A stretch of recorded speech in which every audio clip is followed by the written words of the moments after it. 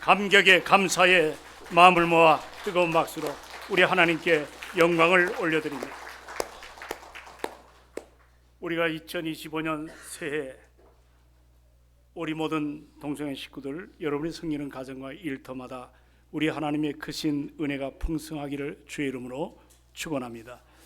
참 새해 우리가 기대감과 뭔가 미래에 대한 소망을 안고 우리가 한 해를 출발할 텐데 마음들이 여간 무거운 것이 아닌 것 압니다.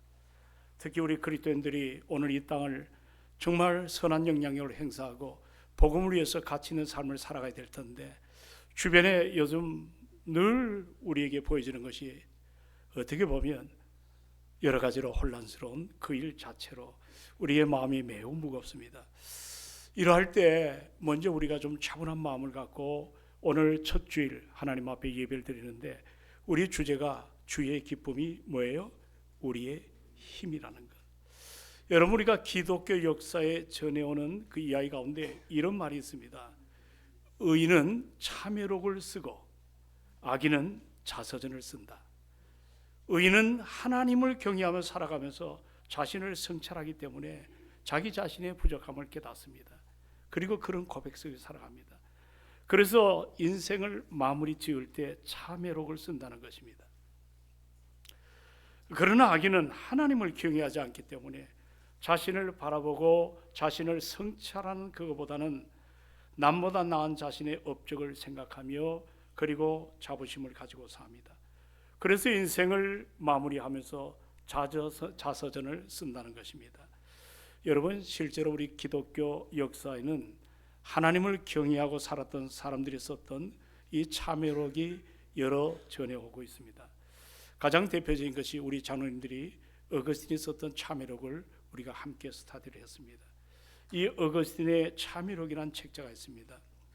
이 내용을 보면 방대하기도 하지만 이 책에서 그는 젊은 시절의 방탕한 삶, 그리고 마니교라고 하는 우상에 쩔었던 그 모든 죄 문제, 그리고 그는 젊을 때 머리가 참 좋아서 수사학이라고 하는 당시에 밀라노의 한 대학의 교수로 있으면서 방탕한 삶을 살았던 이 모든 것들을 솔직하게 고백을 하고 있습니다.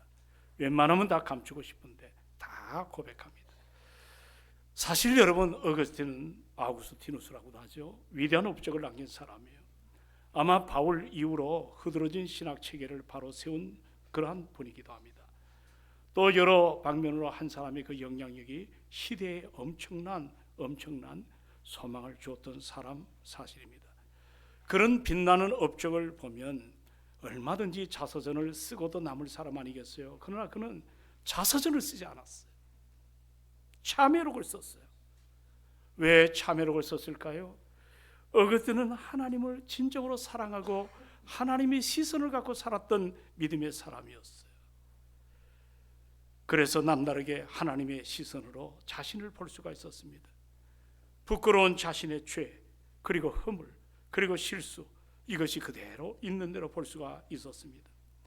우리 하나님 앞에 그대로 고백하며 정말 자기 의의를 드러낼 수가 없는 부끄러움을 참여할 수밖에 없었습니다. 그리고 새로운 삶을 결단하게 되었습니다. 그 결단대로 살아가면서 하나님을 참으로 기쁘게 해드렸고 성숙해져 갔습니다. 이 참회록 내용을 보면 얼마나 자신의 연약함 그리고 부족함, 이것을 계속해서 독자들에게 함께 공유를 하고 있습니다. 그리고 그는 성숙한 삶, 그리스도 예수를 닮아가는 이 모습을 소망했던 것, 그리고 나아가서 이 책 한 권 참회록을 남긴 것은 뭐냐면 앞으로 오고 오는 다음 세대죠. 우리가 살고 있는 이 세대, 우리만이 어떤 것들을 먼저 해결할 것이 아니라 우리의 삶의 모자란 여백을 다음 세대에도 희망을 줄 아는 그런 지혜가 여러분에게 필요할 줄로 믿습니다. 오늘 내 삶의 어떤 문제를 결단하지 마십시오. 다음 세대에 맡게 될 때가 있습니다. 그리고 참회록을 쓴 것은 바로 다음 세대를 살아가야 될, 주님 오시는 그날까지 저들이 영적 전쟁에서 어떻게 믿음 지키고 어떻게 아름답게 살아갈 수 있을까, 이 문제를 우리에게 제시해 주고 있습니다. 오늘 우리는 한 해를 새롭게 시작하는 신년 주일, 이렇게 예배자로 썼습니다. 신년이라는 것은 다른 것이 아닙니다. 과거를 돌아보고, 그리고 과거 속에 진정한 회개, 그리고 미래를 향한 새로운 뭔가 다짐을 하는 시간이거든요. 참 오늘 그래서 중요한 시간입니다. 성도들이 신년을 맞아 새로운 힘과 더 나아가 소망을 얻기 위해서 가장 필요한 것은 다른 게 아닙니다. 경험, 지식, 여러 모든 여건이 아니라 하나님의 말씀을 기준으로 삼으시고, 하나님의 말씀을 기준으로 삼으시고, 그 속에 세상이 주지 못하는 그 샘을 파면 팔수록 기쁨이 일어난 것들을 보게 됩니다.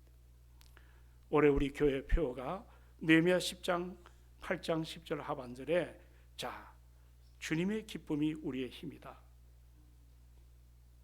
우리 교육자들하고 이 문장이 잘 맞나 고민을 많이 했습니다. 주님의 기쁨이 나의 힘이라는 거예요. 우리가 그 자세를 가지고 한 해를 출발하고 있어요. 여러분, 느헤미야서의 하나의 주제는 뭐냐면 다시 세운다는 뜻을 가지고 있습니다. 영어로 리빌딩이란 말입니다. 그런데 중요한 것은 단순히 무너진 성벽을 쌓는 리빌딩이 아니라, 느헤미야서를 깊숙이 묵상할 때 보면 우리의 심령도 리빌딩을 해야 된다. 마음의 건축, 마음에 흐드러진 것들을 다시 세우는 그런 내용이 느헤미야서에 잘 담겨 있습니다. 이 말은 저는 그렇게 해석합니다. 어느 날 한옥 목사님이 그런 얘기를 하는 걸 들어봤어요. 자기 교회에 위기가 있다. 그래서 이 목사님이 하는 얘기가 뭐냐면, 지금 변하지 아니하면 내일 미래가 없다. 지금 변하지 아니하면 우리의 미래가 없다는 겁니다. 내일이 없다는 것입니다. 지금 느헤미야는 하나님의 시선으로 지금의 현실을 바라봤습니다. 내 감정, 내 육감, 내 어떤 지식, 내 어떤 경험치로 세상 바라본 것이 아니라 하나님의 시선을 가지고 세상을 바라봤습니다. 그리고 하나님의 시선으로 자기의 삶을 아낌없이 드립니다. 오늘 올 한 해 우리가 그렇게 살아가야 될 줄로 믿습니다. 누구든 지시하고 얘기는 쉽게 할 수 있지만 정작 거기에 걸맞는 자기 희생이 없는 것, 변화가 나타나지 않습니다. 뭔가 거기에 걸맞게 올해는 더 우리가 그런 문제를 안고 고민을 해야 되지 않겠습니까? 여러분, 저는 이런 모든 현안을 비전으로 다시 한번 정리해 보고 싶습니다. 하나님이 비전을 갖고 새해를 출발하는가? 잠언의 29장 18절에 보면 묵시가 없으면 백성들이 방자에 행한다는 표현이 있습니다. 묵시란 말은 다른 여러 가지 성경을 들여다보면 비전 또는 드림이라고 표현이 되어 있습니다. 이 비전이 없으면 방자에 행한다는 이 히브리 언어를 보면 방자에 행한다, 신중함이나 자제력을 상실한 경고망동이라고 표현하고 있습니다. 우리에게 진정한 꿈이나 비전이 없다면 경고망동하게 된다는 것입니다. 여러분, 우리가 하나님의 비전을 가질 때 지금 여러분의 눈에는 보이지 않지만, 여러분의 시선에는 그것이 잘 보이지 않지만, 하나님의 시선을 가질 때 나에게 새로운 분별력과 나에게 새로운 통찰력이 일어날 줄로 믿습니다. 여러분, 비전을 가진 사람은 우리의 시선이 여기만 멈추는 것이 아니에요. 오늘을 뛰어넘어 언제나 먼 곳을 바라봅니다. 그리고 그 먼 곳에 시선이 머물러 있을 뿐만 아니라 여러분의 시선이 맞닿아 있는 거기에 내 자신을 맞추기 위해서 부단히 노력을 하고, 그리고 말씀에 의지하여 애를 쓰는 그런 사람입니다. 우리가 얼마든지 연초가 되면 먼 곳을 바라보죠. 그러나 그것이 잘못하면 망상일 때가 많습니다. 우리는 그걸 잘 분별을 해야 됩니다. 여러분, 꿈이 없는 사람은 방자해집니다. 꿈이 없다는 것은 그의 시선이 자기라고 하는 울타리를 벗어나지 못한 채 자기의 어떤 상황의 목적에 그대로 머물러 있는 상태를 말합니다. 그러므로 그런 사람들은 목사든 누구든 예비 없습니다. 눈에 보이는 대로 감정의 욕구대로 살아가는 사람이에요. 그러므로 그 삶이 방자해질 수밖에 없는 거예요. 절제하지 못해요. 그러므로 사랑하는 여러분, 오늘 이 본문을 잘 보면 하나님이 시선을 가졌던 느헤미야, 오늘 그는 그의 사랑하는 모든 백성들과 함께 변화에 대한 갈망을 일으키는 걸 보게 됩니다. 나는 여러분 갈망이 오늘 예배 시간에 일어나기를 주의 이름으로 축원합니다. 갈망이 일어나야 돼요. 변화에 대한 갈망. 우리 한번 1절을 다 같이 한번 말씀을 받들어 봅니다. 8장 1절입니다. 올해는 여러분 좀 불편하도 성경을 다 갖고 다니십시오. 1절 다 같이 함께 읽습니다. 다 같이 시작.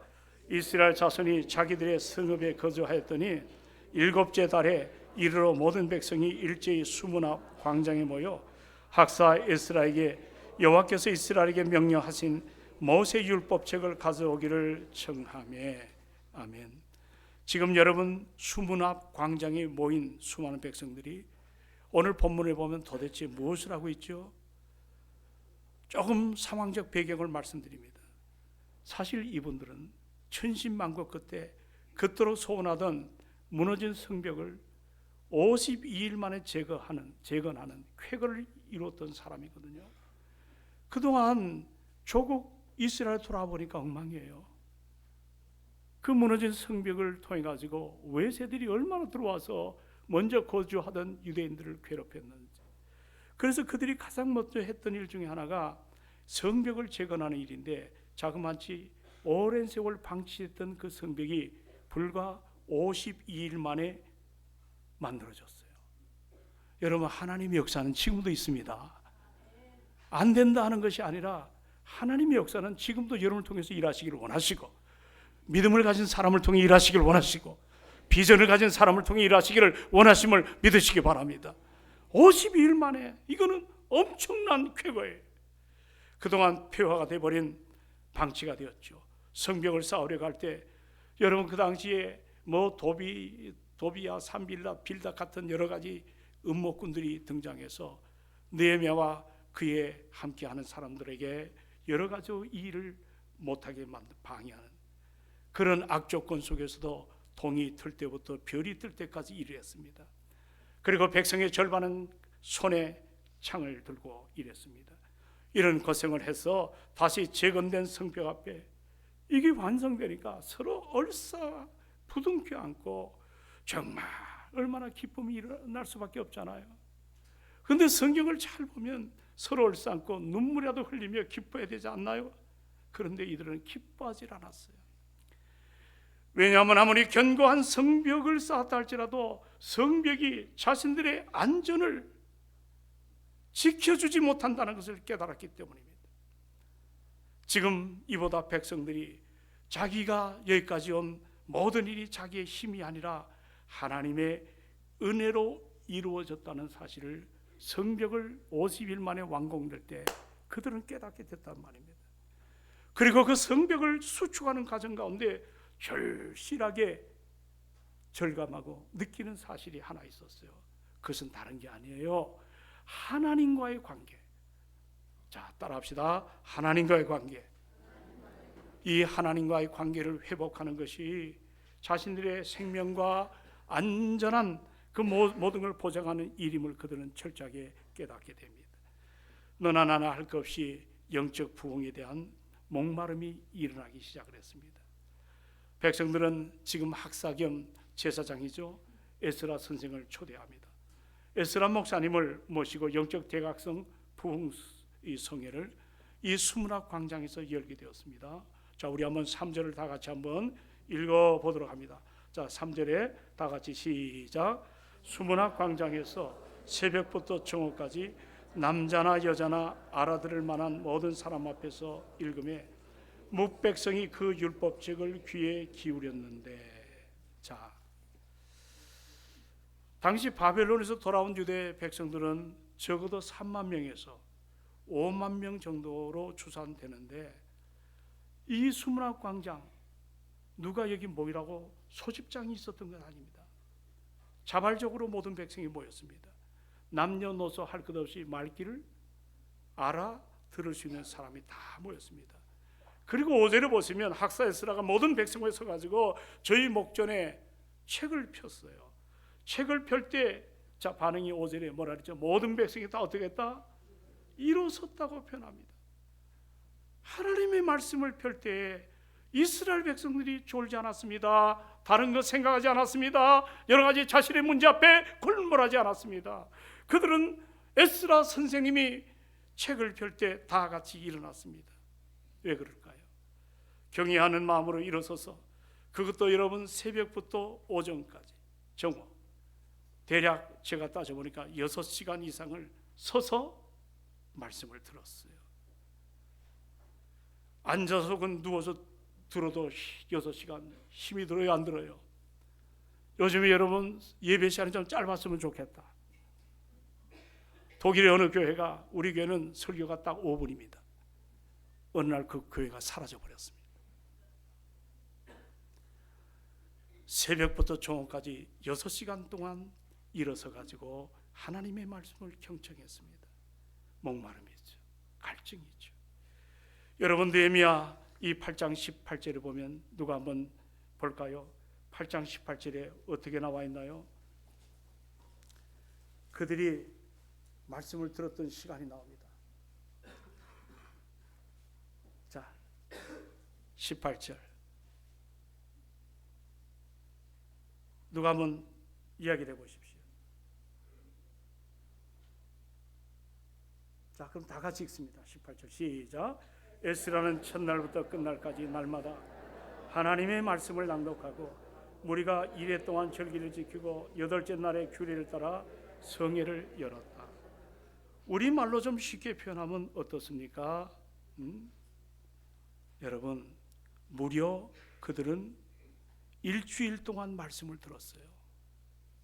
내일부터 우리는 새벽 특세를 합니다. 그것도 힘들어 못 오는 분이 천지백갈입니다. 이분들은 지금 일주일 동안 하나님의 말씀을 들었습니다. 얼마나 그들이 하나님의 말씀을 사모하고 있는가를 우리는 알 수가 있습니다. 여러분 말씀을 어떻게 생각하십니까? 하나님 말씀이 여러분 삶의 절대적인 가치와 영향력이 있다는 것을 믿습니까?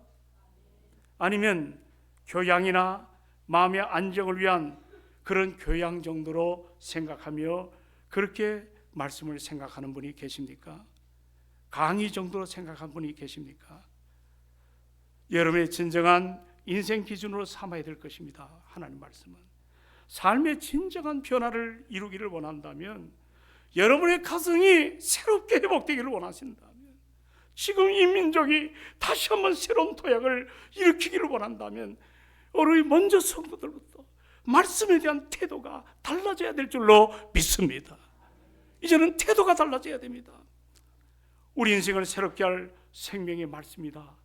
오늘 내가 여기서 사느냐 죽느냐는 이런 하나의 분기점에 내가 서 있다. 이런 고백으로 말씀에 대한 태도가 일어나시길 원합니다. 여러분, 하나님의 사람 다윗은 정말 목마름이 얼마나 뜨거운지 몰라요. 시편 42편 1절로 2절에 보면 하나님이여 저 사슴이 신의 물을 찾기에 갈급한 같이 내 영혼이 주님 찾기에 갈급합니다. 내 영혼이 하나님 곧 살아계신 하나님을 갈망합니다. 내가 어느 때까지 떼에 나가서 하나님의 얼굴을 뵙겠습니까? 다윗의 고백입니다. 그는 시편 119편 131절에 보면 내가 주의 계명들을 사모함으로 내가 입을 열고 헐떡거렸다고 표현합니다. 말씀을 대할 때 헐떡거렸다. 다윗은 항상 목마른 사슴처럼 하나님의 말씀을 사모했습니다. 그 말씀을 먹으려고 입을 열고 헐떡했습니다. 오늘 우리가 이 시대에 말씀의 홍수 속에 살아갑니다. 말씀을 듣기는 듣는데 소리로 들을 때가 많습니다. 데살로니가 교회 성도들이 칭찬받았죠.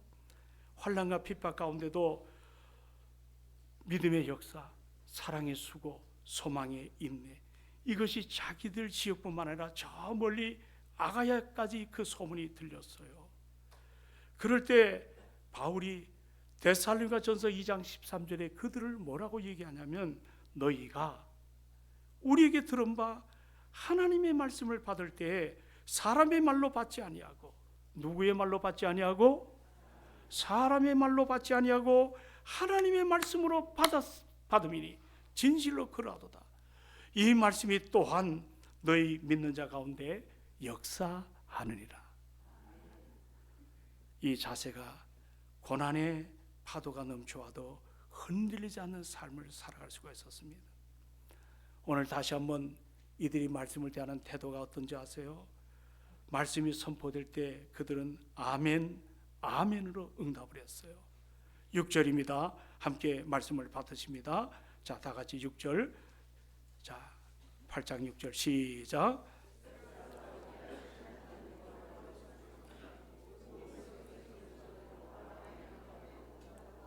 몸을 굽혀 얼굴을 땅에 대고 여호와께 경배하였느니라.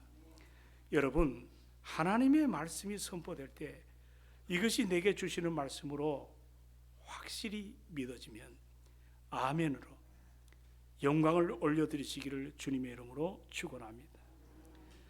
아멘은 제가 그런 표현 많이 드렸습니다. 하나님의 말씀을 받아먹는 숟가락이에요. 이것은 설교하는 목사에게 힘을 주고자 하는 것이 결코 아닙니다. 지금 살아계신 하나님이 내게 주시는 생명의 말씀임을 나의 입술로 고백하는 이것이 아멘입니다. 입술에 아멘이 많은 사람은 지금 현재 그는 말씀에 경청을 하고 있다는 증거입니다. 그들은 율법의 말씀을 들을 때 하나같이 다 울었어요. 말씀이 그들의 삶의 죄를, 그 부패된 거, 속 안에 감춰진 모든 어둠의 더러운 권세들이 다 드러났습니다. 아픔과 상처가 드러난 거예요. 자연스럽게 하나님의 말씀 앞에 그들은 울면서 반응하는 거예요.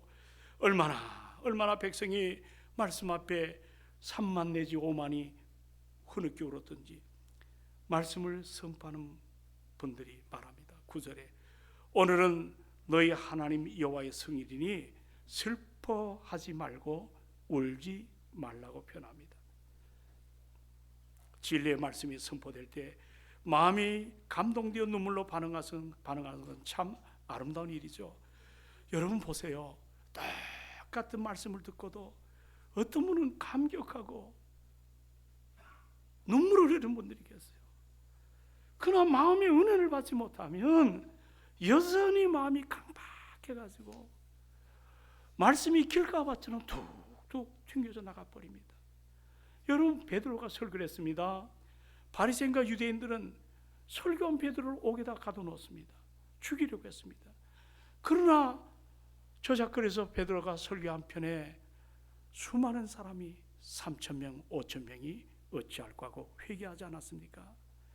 오늘 지금 바로 현재 나는 주의 말씀에 대하여 여러분 어떻게 반응하고 있습니까? 지난날 저 예루살렘 초대교회를 생각해 보자고. 그들이 놀라운 부흥을 경험하고 하나님의 함께 하심을 보여줄 수 있는 영적인 권세를 소유하게 되었을 때 오늘날 평범한 교회가 수십 년, 수백 년 걸려도 이룰 수 없는 엄청난 선교의 업적을 그들은 이루었어요. 왜 그럴까요? 수많은 회의, 토론, 많은 물질 그들을 바꿔놓지 못했습니다. 다른 것이 아닙니다. 그들은 말씀에 대하여 영적인 권세를 갖게 되었습니다. 나는 우리 동성교회가 부족하지만 하나님의 권세를 갖기를 주의 이름으로 축원합니다. 현실에 매몰되지 마십시오. 미래의 가치를 바라보시기를 주의 이름으로 축원합니다. 말씀은 생명의 말씀입니다. 내 인생을 바꿔놓고 미래에 대한 소망을 끌어안고 그렇게 나가는 거 아니에요? 여러분, 부흥이 뭐예요? 리바이벌이라는 이 부흥은 교회의 부흥이 있고 가정의 부흥이 있고 이민족의 부흥이 있겠죠. 숫자가 늘어나는 거 부흥일까요?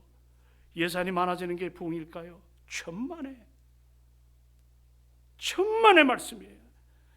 말씀으로 채워지지 않고는 하나님 자녀답게 살아갈 수 없다는 절박한 고백과 함께 말씀을 사모하는 시작이 부흥의 스타트, 시작입니다. 나는 묻습니다. 여러분, 최근에 성경 읽으시다가 울어본 적 있나요?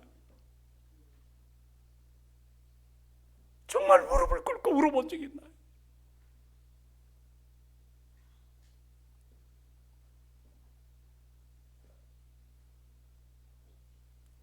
하나님께서 내게 주신 메시지를 듣고 하나님의 은혜 앞에 감사하며 무릎 꿇고 기도해 본 적이 있냐는 말입니다. 만약에 없다면 우리 신앙은 어느새 메마른 그러한 저 호숫가가 물이 마르니까 거북이 등처럼 쫙쫙 갈라진 내 심령에 그런 고갈이 있는 것입니다. 영적으로 병이 들어버립니다. 깨달으면 더 이상 일어나지 않습니다. 변화 멈춰버립니다.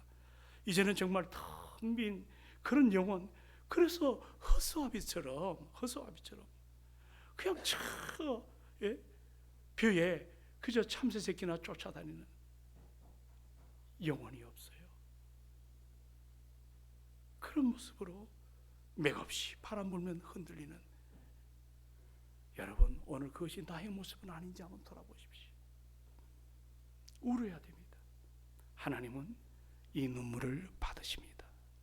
이 눈물을 받으십니다. 그리고 회복을 주십니다.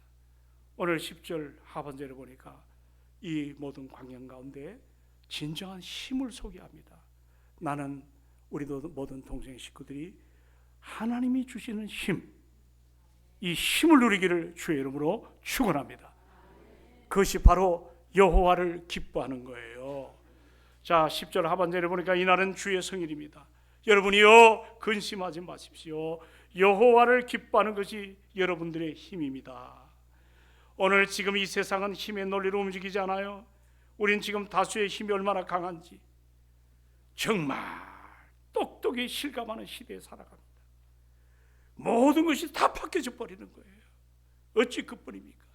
우리의 삶 속에도 물질의 힘, 권력의 힘, 세상에 이 힘을 맛본 자들은 그 힘을 얻기 위해서 인생을 거기다 목숨 걸고 살아갑니다.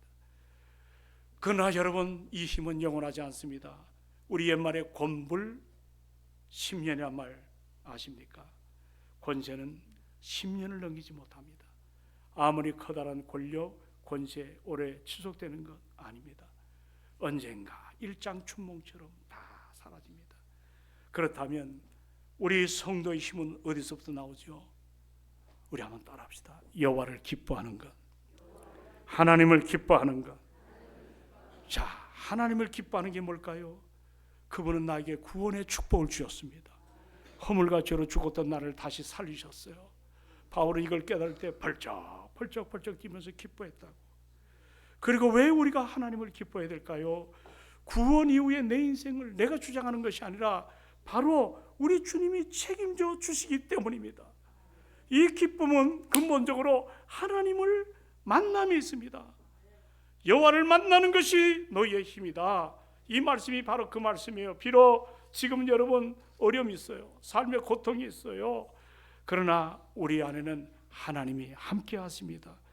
우리는 어떤 어려운 문제도 기뻐할 수가 있습니다. 그리고 웃을 수가 있습니다. 하나님 우리와 함께 하시면 어떤 문제 앞에도 우리는 쉽게 무너지거나 좌절하지 않아요. 낙담하지 않아요. 지혜가 생겨요. 문제를 돌파할 수 있는 영적인 힘이 우리 안에 일어날 줄로 확신합니다. 이제 우리 교회는 내일부터 이른 아침 날씨가 또 춥대요. 꼭 우리가 특세하면 추워요. 비 와요. 어둠을 몰아내고 새벽에 하나님의 은혜의 보좌 앞에 나와 우리 모두가 기도하려고 합니다. 이 교환 쉽지 않게 만들어지는 겁니다. 한 달 이상을 만들어 갑니다. 고치고 또 고치고 또 고치고 피가 마릅니다. 저는 오늘 새벽에 내 생에 학교 다닐 때 코피 한번 터뜨려 봤어요. 오늘 아침에 나오다 코피가 터지더라고. 참 여러분도 긴장하지만 저도 억수로 긴장하고 있습니다. 여러분, 이제 우리가 기도해야 될 줄로 믿습니다. 여러분, 한 사람의 무릎이 하나님의 보좌를 움직일 것입니다. 이제 좀 달라져야 되지 않나요? 지금 변하지 아니하면 내일이 없습니다. 이제 기도해야 되지 않나요?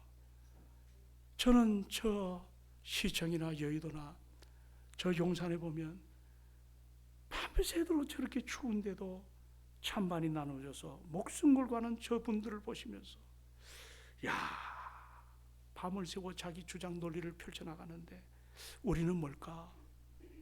우리 그리스도인들은 뭘까? 여러분과 저는 뭘까? 지금 변하지 아니하면 내일은 없습니다. 따라합시다. 지금 변하지 아니하면 내일은 없습니다. 아멘이십니까? 우리 교회 표가 주의 기쁨, 우리의 힘, 주님의 기쁨이 나의 힘이에요. 내가 어떻게 실천해야 될까요? 하나님의 마음에 합한 자가 되십시오. 그럴 때 우리 안에 세상이 주지 못하는 기쁨이 있어요. 예수님이 이제 내일이면 십자가 달려 죽으세요. 근데 요한복음 15장 11절에 뭐라 그랬어요? 내가 이것을 제자들에게 말합니다. 너에게 이름은 내 기쁨이 너희 안에 있어 너희 기쁨을 충만하게 하려 함이라. 예수님은 언제나 심령이 충만했어요. 성령으로 충만했어요. 당신의 제자들도 당신처럼 충만하기를 원했어요. 여호와를 기뻐하는 것이 너의 힘이다. 여러분, 이 수문학 광장에서 일어났던 저들의 삶의 변화는 한 사람의 순종, 느헤미야의 순종 때문에 이 새로운 역사를 만들어갈 수가 있었습니다. 나는 우리 교회 오늘만 바라보지 마십시오. 우리가 못하는 게 있어도 미래를 바라보시길 바랍니다. 그리고 우리는 오늘의 삶에 여러분들 최선을 다해서 하나님 앞에 드려야 될 것 바르게 드리시고 헌신할 것 바르게 하시고 정말 우리가 여러 가지로 같이 고민하며 서로 그리스도 안에서 사랑하시고 함께 세워져가는 우리 교회가 축복의 통로가 되기를 원합니다. 반드시 교회 하나님이 기뻐하시면 부흥을 주실 줄로 믿습니다. 숫자적 부흥도 저는 소중히 여깁니다.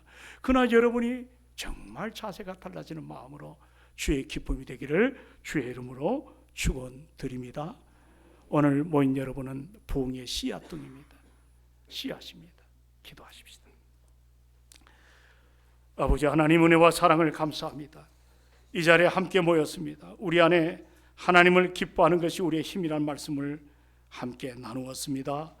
이 은혜가 우리 안에 충만하기를 원합니다. 예수님의 이름으로 기도하옵나이다.